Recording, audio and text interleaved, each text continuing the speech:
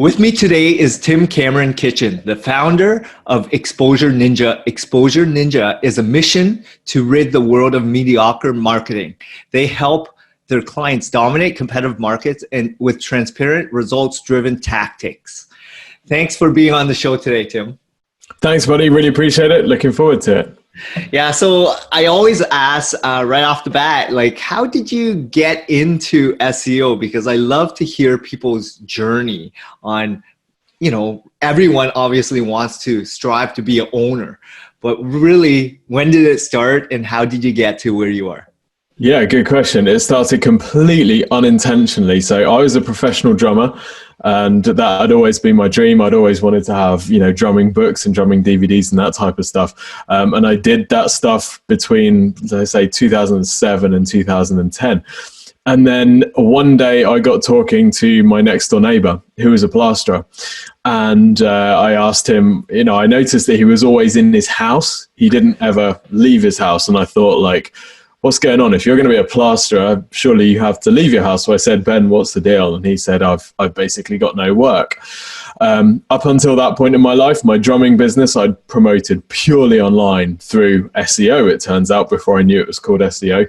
And so I offered to build him a website and he said, sure. And I was like, oh, great. Now I've got to build a plastering website. Don't know anything about plastering. So I built a very basic website for him. On WordPress using a cracked WordPress theme, so I didn't have the money to buy a theme, and did some of my SEO stuff before I knew that it was called SEO stuff. And long story short, 5 months later, I get a call from him. It's completely changed his life, and he's able to buy a house. And I was like, wow, the impact that had on him completely blows out anything that I've ever done for anybody else. I know that this is what I need to do and I need to do as much of it as possible. So I started, because word spread about that site, I started building websites for other trades. Then I wrote a book called How to Get to the Top of Google, which explained the process that I was using. The leads that book generated for me completely overwhelmed me. So I had to start building out a small team, and that turned into Exposure Ninja. Fast forward to today, we're a team of 100. And it's just grown from there, really. That's amazing. So prior to, doing this gig for your friend, right? Like, did you go to school in arts? Because you were a drummer, right? Did you have any technical background? How did you get into computers?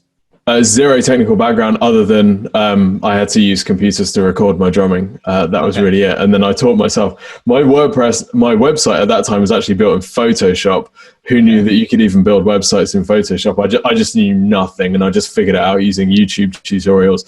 I'd always been fascinated with marketing though, and looking back at that very first site, a lot of the conversion rate principles that we're applying on sites we build today are exactly the same as what we used on that first site. So I think a lot of the fundamentals of marketing, I'd always been obsessed, and I'd studied people like Gary Halbert, Dan Kennedy for years and years while I was a drummer to promote my drumming business. So I think I took a lot of that over with me. So I wouldn't say I'm a technical person at all. I'd say I'm more of a kind of marketing person, really.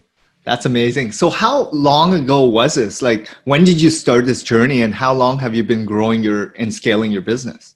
Yeah, so I built the website for the guy in, I think, 2011, and then started Exposure Ninja in 2012. I'd been working freelance in that kind of interim period, and then we really started pushing it in 2013. So it's about 7 years old now.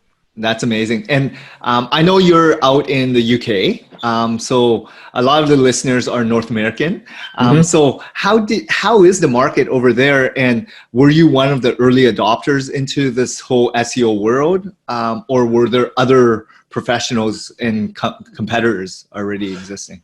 Yeah, it's a good question. From my understanding, the market in the UK is obviously it's smaller, and it's also it's a bit less competitive. I think having looked at a lot of US businesses versus UK businesses, and from the US clients that we get, there's a lot less kind of marketing understanding. I think businesses in the UK perhaps don't prioritize marketing as much as they do in the US, which is both an opportunity and a bit of a curse, because we've got to sell them on the concept of marketing their business before we can sell them on marketing it.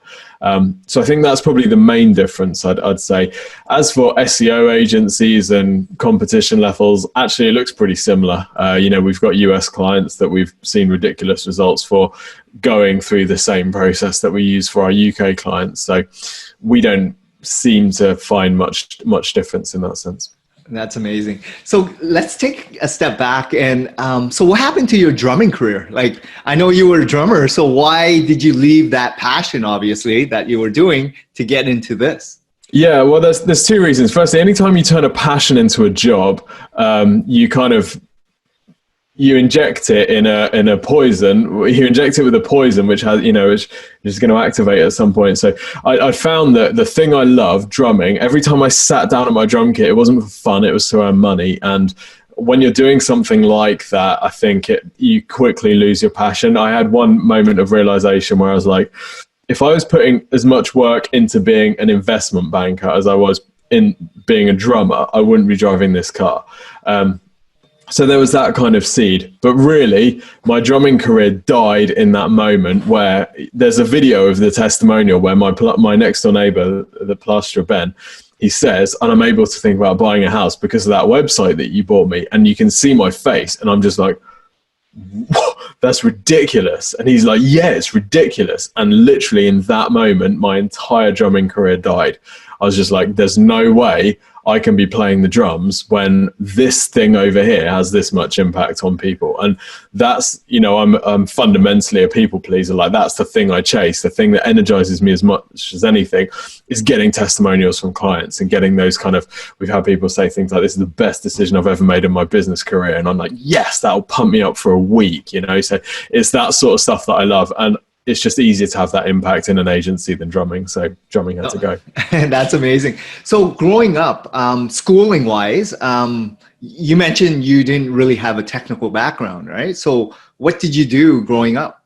Like, were you always an entrepreneur kind of like minded? Because as a drummer in arts, like, you're kind of out there performing whatever gig you can, right? Yeah. Well, I mean, it's very flattering to call musician, the musician I was, entrepreneur. It really, I don't think there was ever an entrepreneurial spark at all, to be honest. I mean, the thing that drumming gave me was a relentless work ethic. When I was growing up, I would just be practicing for hours and hours. Like, it was, I'd get home from school and I'd practice and then I'd go to bed, and that was the gate. So it just gave me a work ethic and a drive to improve, or gave me an outlet for that work ethic or drive. I don't know which way around it is, but really there's not a huge amount that I took from drumming into running an agency, to be honest. And did you have experience running an agency, like jumping into it without business or corporate experience? How did you go about learning all this and then eventually scaling? Like, I'm curious, right? Yeah, no, it's, I think back to the early days, and if you could have seen Exposure Ninja in its earliest forms, like, the only thing that was good was the marketing work that we do. Like, everything operationally was a disaster.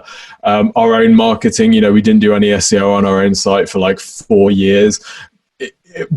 Every mistake you could possibly make running an agency, I made it, and I had some horrific days. There was one day in particular when I had to fire a third of the company in a single day because we just ran out of money. We've always been remote. We got an office because someone said you need to get an office because it's time to go legit. So we got an office, started filling it full of people, and then those people didn't do anything, and then our profits tanked and we weren't able to continue. Like, the only way that we've grown is through learning these lessons the hard way. I wish I'd had experience in an agency, didn't. Wish I'd had experience in business, didn't. So just had to learn it all by making every mistake, really. That's amazing to hear, because that's the best way to actually learn. I feel like, even myself, I didn't work at an agency, although I did work in corporate. Like, I worked at Yellow Pages, but I learned a lot of like tricks and trades in terms of sales and marketing. Yeah. But for your end, it's like, did you have any mentors or coaches, or how did you get exposed to how to run and price and operate an agency? Yeah, it's a good question. Honestly, not really. Certainly not in the agency space. I mean, there's a couple of people that I reached out to over the years with specific questions, but to be honest, everything that we'd done, we'd kind of figured out ourselves, or if we'd hired someone from another agency, we'd find out what the other agencies did. We didn't really, this wasn't like a considered project. We didn't draw a strategic plan and say, right, where do we fit in the market? It was just literally wrote the book, all these leads started coming in, right, what do we need to do to serve them? And it was just kind of everyone grab a shovel and let's start digging it. And it's just been like that all the way. I mean, now we've got an amazing team. Like, I'm so blown away by the talent of the people that we've got, and the leadership team is ridiculous. They're just absolute monsters. I totally don't deserve, I'm so grateful that they're even willing to spend their time with an idiot like me. But that's great, but it hasn't been like that for very long, really. That's in the lifespan of the company.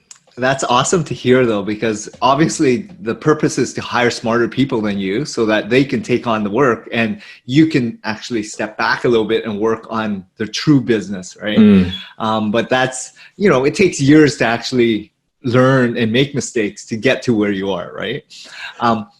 Yeah, I wanted to ask, so what got you motivated to write a book? Like, that's something I'm always curious about as well, like being an author, and also like what got you to the point of why did you do it first off, and how did you go about doing that? I think honestly what got me to do it is around the time of building all these websites for tradespeople, I was still not necessarily convinced that running an agency was the best way to deliver marketing and the kind of life-changing stuff that I wanted to do. So I was like absorbing loads of stuff, watching webinars and all of this. And I watched a webinar run by a guy called Simon Coulson. And he basically had his mate, who also was a drummer, weirdly. And his mate had written a book. And Simon was selling a course on how to buy a book. Now, I didn't have the money for the course, so I didn't buy the course. I just watched the webinar, and the guy was like, yeah, I wrote a book. So I was like, great, I'm going to write a book. So I think people have a perception of a book that's like way different to what it actually is. So the first book I'd ever written was when I was doing drumming.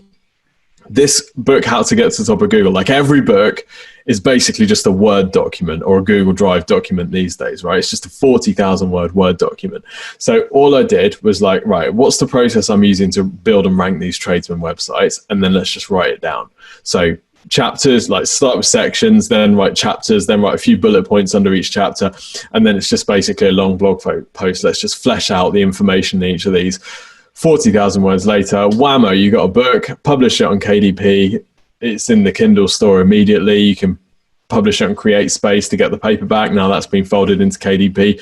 That's all you really needed to do. I did a bit of promotion to get it on bestseller list. And then once it was on bestseller list, luckily it was good enough, or people thought it was good enough, that it maintained its ranking. And I haven't really done anything to promote it since then. So yeah, that was the book process. It wasn't part of like a big grand plan or anything like that. I was just like, that sounds like a cool thing to do. Let's do it and see what happens.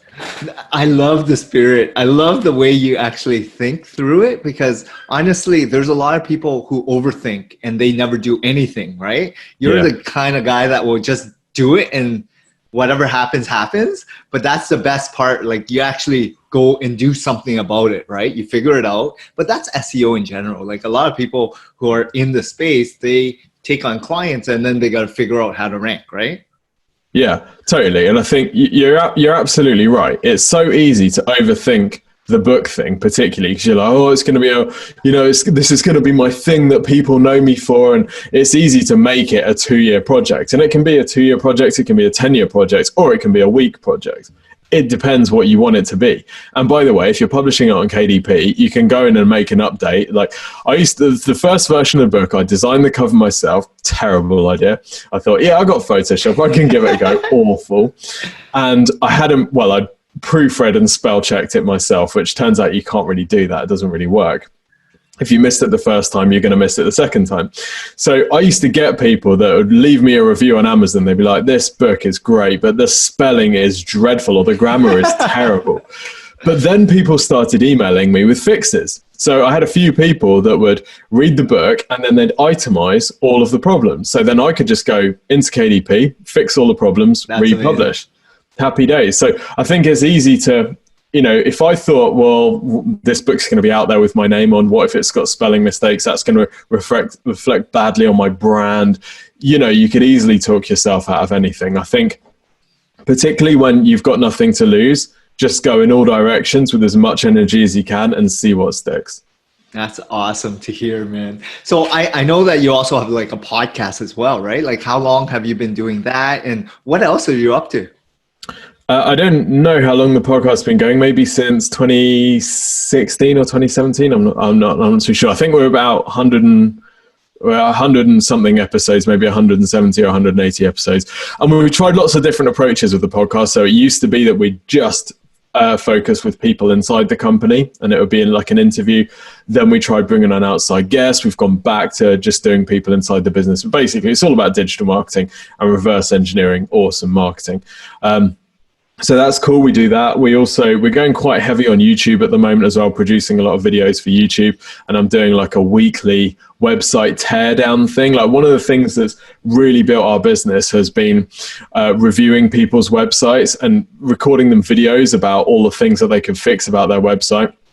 And this has been like a consistent thing about the business. It's really entertaining for people to watch. So whenever we do like a live event, like we'll do a trade show and we'll just book a masterclass suite. We'll just book it solid for 2 days. And then we'll just rip websites apart on the screen. And people love it because it's entertaining. And, you can start to see the pattern after watching lots of these teardowns. So now we just do a weekly teardown session where I just open up YouTube, live stream, people submit their websites, we just rip them apart, design and marketing strategies on the fly. So that's cool, really enjoying that. What else are we doing? We've got lots more books in the pipeline as well, although I'm not going to necessarily be writing all of them anymore. We also do quite a lot of webinars too, and we publish lots of stuff on our website as well. So content, I think, is what they call it. But yeah, we've got a lot of that stuff. That's awesome. So is there like a specialty that you focus on? Is there a niche? Because you focus early days on trades, right? Do you still do that? Or did you branch off to other industries as well? Yeah, that's a really good question. I think there's this saying called, riches are in the niches. And in the UK, we don't say niche, we say niche. So the saying doesn't work. But also, I think the saying doesn't work anyway, to be honest. So yeah, we started working with trades and found that the trouble with trades is they don't always, in the early days of selling these websites, I was selling to people that didn't even have email addresses. Some of these trades in 2012, 2013 didn't have an email address. Selling them on the concept of a website was more difficult than, anything. You said you worked at Yellow Pages. All these guys, everything that they knew about digital marketing had come from Yellow Pages. And most of it, very different in the UK, different organization. Most of it was misinformation, to be honest. So we quickly decided that trades weren't going to be the long-term future of the business. So we broadened out, and then as soon as the book launched, then all the leads that we got were in completely different spaces. Today, we don't specialize. We don't specialize in market, and we don't specialize in service. So we do SEO, content marketing, PPC, web development, social media, email marketing. No specialism there, and no specialism among market. So the question that we often get is, well, don't people want the specialist? Don't they want to work with the specialist boutique PPC agency? The trouble with specializing in a particular service is if you go to a boutique PPC agency and say, I want to grow my business, what's the answer? PPC. Well, that might not be the right answer for your business. So how we do it in Exposure Ninja is we set up each of our departments, we call them, so PPC, SEO, CM, web dev, email, social. They're set up as boutique agencies. They have an owner. Everyone in that department only works in that service. So they're ridiculously specialist. But as a company, we don't mind which service we sell the client. So we're not incentivized to sell every client SEO or every client content marketing. So we're able to sell the client what they actually need. The other question is about, well, don't you want to focus on dentists? Because isn't a dentist agency better than like an agency that does everything? Well, the trouble is, everyone in the dental space copies each other. There's no fresh ideas. If you search for Dentist London and you see a whole bunch of ads that are all written by dental agencies that have written the ads for each other, it's all completely the same. What if we can take something from, you know, construction or a content site, like an idea that has worked really well in that space, and apply it somewhere new? That's where we find we get the most leverage. So we've made the conscious decision not to specialize in any area, because actually what's most effective in marketing is a broad approach which is completely tailored to you. So going in with no preconceptions. Just because we've got another dental client doesn't mean we're going to treat this dental client exactly the same. We're going to go in fresh, with our eyes open, without a whole bunch of preconceptions about what's going to be best for them. And we're going to make those decisions based on what we find in that business. So that's the approach that's worked for us. I've got a bit of a thing against niching. I think, you know, you look at any significant business, niching is a step on a ladder to growth. Niching is not the key. It's very difficult to find a very successful business that has focused only in one specific area. And we saw, you know, with COVID-19, and as soon as lockdown happened, a whole bunch of niche specific agencies were wiped out, because guess what? All the dentists had to shut. And what was the last thing they did before they shut? Kill their agency. So all of a sudden those guys are in real trouble. So I think it insulates you from those kinds of movements, and it just provides a better service for the clients as well. No, that's awesome to hear, because just understanding how you take on a client and how your agency operates. It's like, even myself, like I did service a ton of clients in different niches in Yellow Pages. Like we focus on every single vertical, every single market, because that's how Yellow Pages was. And that's how I operate my agency. But I always talk about the clients themselves. Like they have to specialize as a dentist, but in terms of their specialty, they went to training. They're an expert for 20 plus years, yet that's why they need to really specialize. As opposed to us, we're more generalists. But I understand where you're coming from, because agencies can specialize as well. Yeah, it's true. But I mean, if we take that dental practice, for example, if we treat that dentist as if the dentist is the business, yes, that dentist needs to specialize. But actually the practice, if it really wants to expand, it's going to expand in two ways. It's going to expand with different locations, but also it can expand its offering. So that dentist might be specific to, you know, Invisalign. They might be a specialist in cosmetic dentistry. So they might focus on Invisalign and, you know, what, implants and stuff like that. But if they really want to grow that business, they could move into other aesthetic procedures like, you know, fillers and implants and stuff like that. So I think, there's two ways to expand, isn't there? You can go deep or you can go wide. And I think the biggest businesses, if you look at people like, you know, McKinsey and even companies like Unilever, you can't even really say what they even do. Like McKinsey's a consultant. Like, what is even that? They do loads of stuff. My mate works for Deloitte. Like, you can't even, let alone, you know, one sentence mission statement. With Deloitte, you need a whole page to just list out the different services that they offer. So I think that specialism, micro specialism, but macro broad service for a particular type of client, that's probably the way to go. So specialize in your client, but maybe not necessarily restrict yourself with the services that you offer is my personal philosophy anyway. Yeah, I love your analogy, because even at Yellow Pages, there were two things. You can go into different cities or different categories. And that's exactly what you're talking about, because that's service level as well as markets. And I learned that over the years, luckily at Yellow Pages. But obviously for you, that's how you've grown your agency as well. So it's awesome to hear. I wanted to take a step back. And I know you mentioned that, you know, early days, you were expanding until you got to a point where you thought getting a storefront or an office was going to take you to the next level, right? Like you invest in rent or lease agreement, and then everyone's working in-house, and then you think you have more control. What happened there, and why did you move away from that? Like you mentioned margins, right? Profitability. Yeah, dude, it was a washout. The problem wasn't the cost of the office. Like the office was relatively cheap, even though we signed a 5-year lease, which was, you know, absolutely ludicrous. We used it for 6 months, and then I was paying for it for another 4.5 years. which is another story.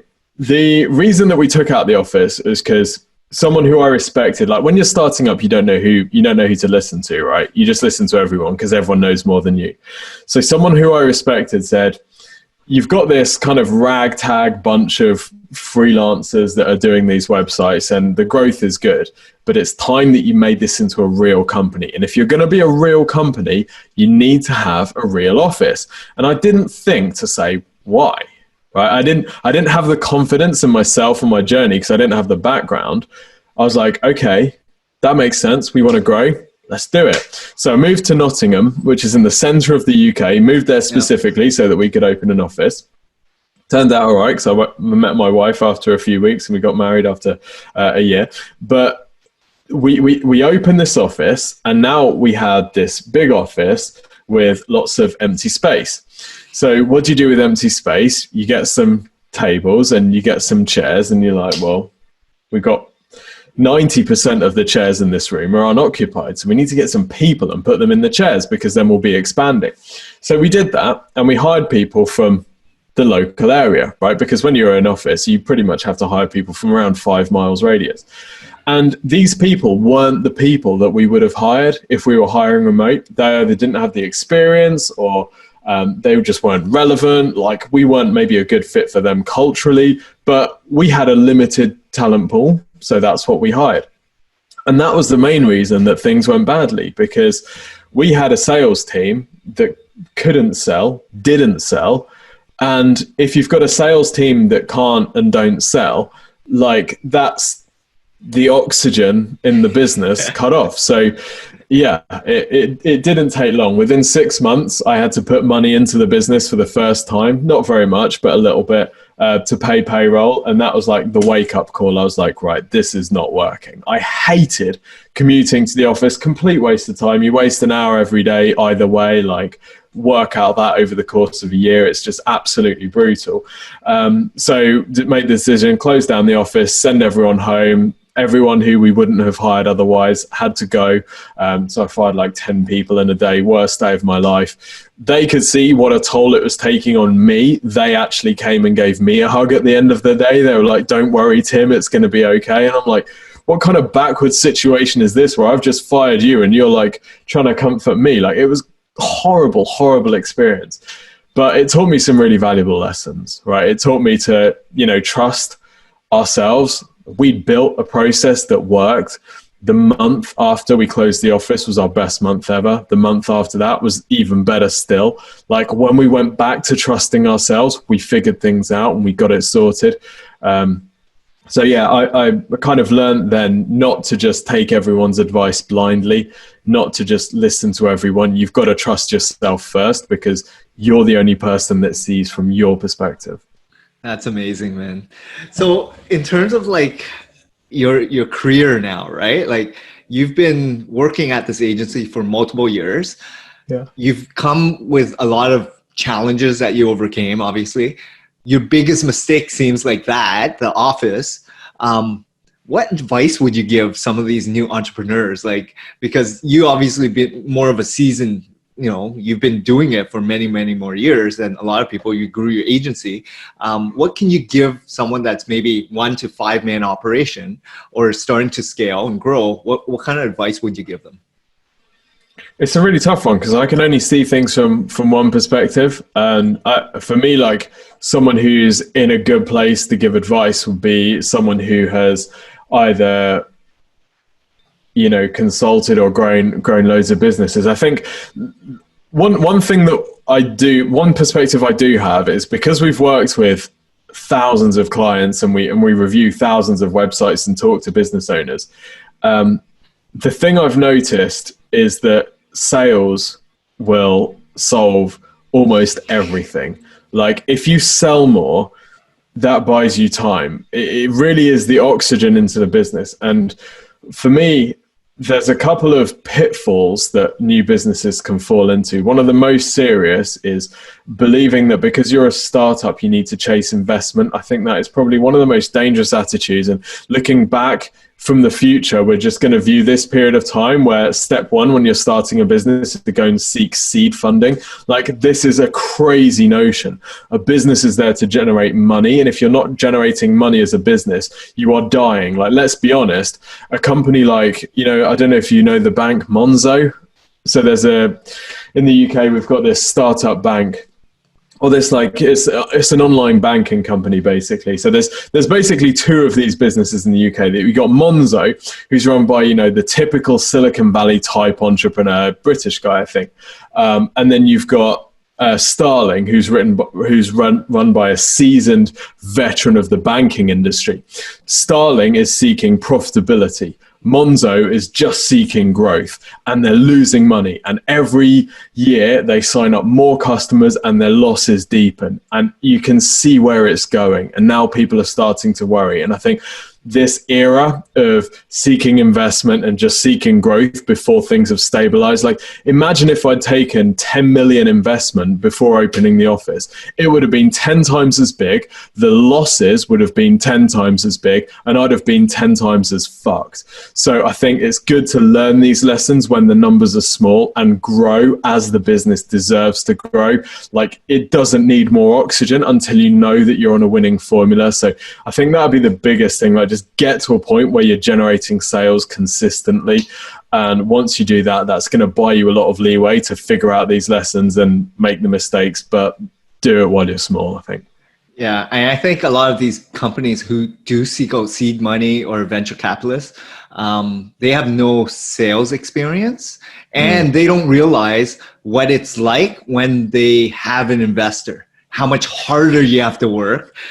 Who are you working for? Like, you're a business entrepreneur. You're now an employee of that person who just, you know, put in a couple $1 million as you know, some VC money, right? So they don't understand until it's like you go into entrepreneurship thinking you're the owner. And then you're no longer the owner, and now you're an employee, and you're getting drilled every day by, like, what's going on? Why is there no sales? What's my revenue like? What's my KPI? You know, all these things. So I totally get where you're coming from. But I love the fact that you're mentioning about sales, right? Because that's my background. That's the only reason I started this agency, because without my sales experience and understanding there's a need, like how you experienced the need from your neighbor, and you saw that he actually grew and was successful enough to then think, I'm going to leave my drumming career to do what this entailed. Like, that's amazing to hear. I love it. Well, by all accounts, I mean, you couldn't really have had a better background in sales than Yell. I mean, what an organization, and what a testament to the power of a great sales team, because there is a sales organization, right? What's the ratio of salespeople to delivery people at Yell? It's massive, particularly in the UK. The sales arm is just, the sales arm is where all of the expertise is in that business, and it grew massive. Now, the downside for Yell, obviously, is that they relied on a product that kind of went a bit obsolete, and then as soon as digital came along, they didn't necessarily have the expertise in the company. Another reason not to niche, but yeah, what a route for sales. One final thing on investment. People will always say, whenever you say you shouldn't necessarily seek investment, they'll say, yeah, but what about Jeff Bezos and Amazon? Dude, you're not Jeff Bezos and Amazon. Statistically speaking, you are not that.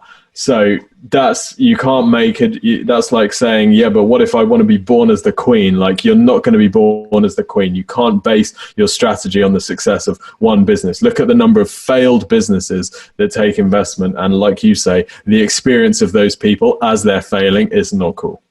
And it's like 1 in 100 million, right? It's the same thing with Facebook or Twitter or whoever it is. And people will always bring that up. And you're like, okay, yes.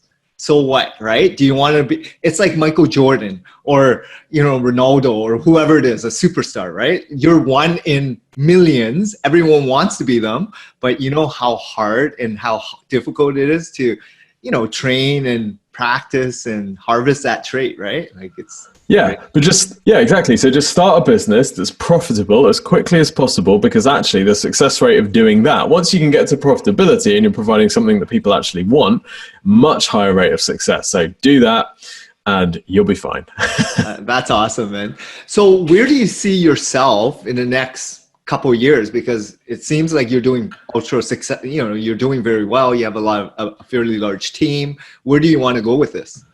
Yeah, we see expansion in a couple of different areas. So we've just started a lower cost agency to sit underneath Exposure Ninja called LeadCat, because we noticed that a lot of the leads that we got weren't suitable for Exposure Ninja. So we see ourselves building out different offerings at different stages in the spectrum. So most of Exposure Ninja's clients are paying us the equivalent of, say, $2,500 to $15,000 a month. LeadCat services businesses that are less than $2,500 per month. And then we're going to build a larger kind of enterprise type agency on top of that as well. The other thing that we're looking into is helping our clients with sales, because we've noticed that I've had a few conversations with business owners which have gone along the lines of the marketing isn't working. We look at lead volume, we're like, dude, the marketing's working. They're like, yeah, but the sales aren't there.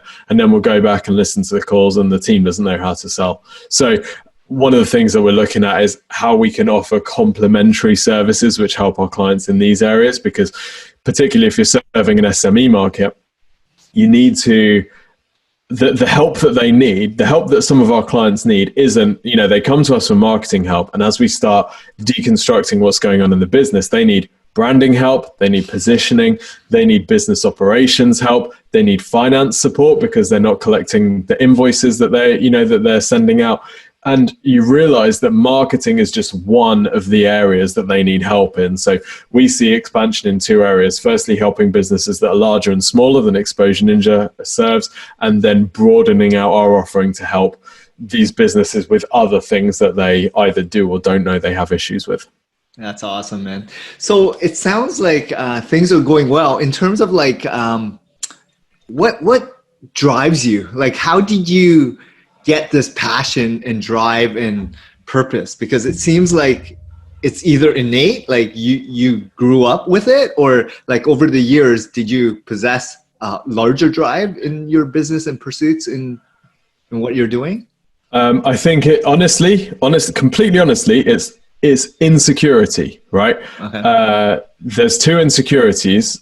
Firstly, the need to be liked. And secondly, the need to feel significant. And they're probably related. Probably the need to be liked is the main thing that drives me, which is really weird, but I've kind of embraced it. So this manifests in a couple of ways. Firstly, it means that we are constantly obsessed with improving and getting better results for our clients, because like I said before, when we get a testimonial from a client, I had one last week where the guy said, I can't believe the website that they've built for me is my website. It makes me so happy. I keep looking at it to check that it's still mine. They've made my business better. They've made me better. And I'm like, dude, that is spot on exactly the effect that we want to have on people. So that's the first manifestation of this need to be liked. The other one is I look at the team around us in Exposure Ninja and I'm like, we've got some absolute weapons in here. We need to make sure that we give them expansion opportunities to grow into. Otherwise, they're going to go off and do other stuff. Like, I feel like we need to build a bigger and better organization for these people because they deserve to rule the world. So we need to give them a vehicle where they can do that. So those are the main kind of drivers. It all comes from insecurity, 100%. If I was a completely stable and secure person, I'd be happy with the income. I'd just keep pottering along, but it's just not going to satisfy me. That's amazing. So we're like personally outside of business, what are some of the other pillars? Like family wise, is that something that you've been working on, as well as like impact in terms of your community, et cetera? Yeah, so I've got a little boy who's 2.5, and me and my wife are absolutely obsessed by him. He's completely amazing. He's another driver because I'm like, I've got to teach him how to build an awesome organization so that he can, go on and have his own impact or whatever. So I need to make sure that this thing is seriously impressive by the time he's old enough to be impressed by it. So that's another thing. But honestly, my life is pretty much just fitness, work, and family. Like that is really it. I don't have time for any hobbies. I don't really care too much about hobbies. I like building Lego stuff, but that's very, very rare. So it's really just getting as good as I can and making Exposure Ninja as good as it can possibly be, spending time with my family and making sure my body and my health is optimized so that I can do this other stuff. That's awesome, man. I really appreciate all your time. There was some really good nuggets there. I found it very valuable as well. I'm sure a lot of listeners will as well. In terms of how can some of the listeners get a hold of your business and reach out to you directly? Yeah, so the business is Exposure Ninja. You can find us on we're always at Exposure Ninja. So probably YouTube or YouTube or our website is the best place to get us, exposureninja.com. We also offer this free website and marketing review, which is ridiculous. If you want to see the sales process that we've built over the years, then request a free website and marketing review and watch what's happening as well as what's in the review, because we've invested a lot into that. And then me personally, I'm Tim Cameron Kitchen. You can find my website at timck.ninja. And yeah, there's all my social handles and channels and stuff on there. And I post the occasional personal vlog as well, but I don't really have time to do it, so I don't do too much of that anymore. Awesome. Well, thanks a lot. I really appreciate all the details. Show notes will be there, all your links. So thanks a lot again, Tim. I had a great lot of fun and very valuable information that you shared with the audience members today. Thanks, man. Appreciate it. Take care, everyone. Thank you.